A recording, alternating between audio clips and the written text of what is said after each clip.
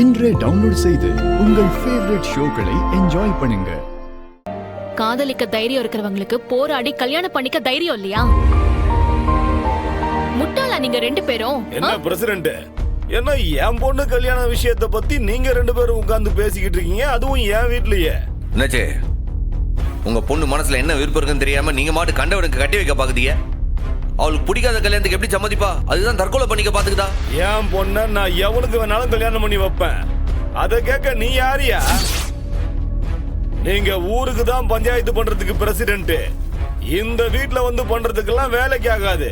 முதல்ல கிளம்புங்க. Hello sir, இந்த நாட்டோட குடிமகனா இருக்கிற யார் வேணாலும் தட்டி கேட்கலாம். இந்த பொண்ணு மேஜர். இவ விருப்பம் இல்லாம கல்யாணத்தை நடத்துறது சட்டப்படி குற்றம். பாரு, எஃப்ஐஆர் போட்டேன்னு வையி, மொத்த குடும்பத்தையும் தொக்கா தூக்கிட்டு போய் உள்ள வச்சிருவேன். ஜாக்கிரதை. என்னங்க வேணாங்க, என்னென்னமோ சொல்றாங்க.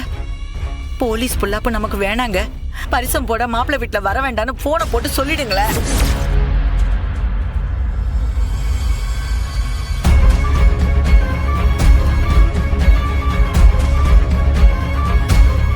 மன்னிக்கணும் இன்ஸ்பெக்டர், நான் பண்ணது தப்புதான். நான் இப்பவே இந்த கல்யாணத்தை நிறுத்துறேன். எங்களை இப்போதைக்கு சமாதானம் பண்ணிட்டு வேற ஏதாவது கோக்கமாக்கு பண்ணன்னு தெரிஞ்சதுன்னு வையி, மொத்த பேரையும் உள்ள வச்சிருவேன். பாத்துக்க.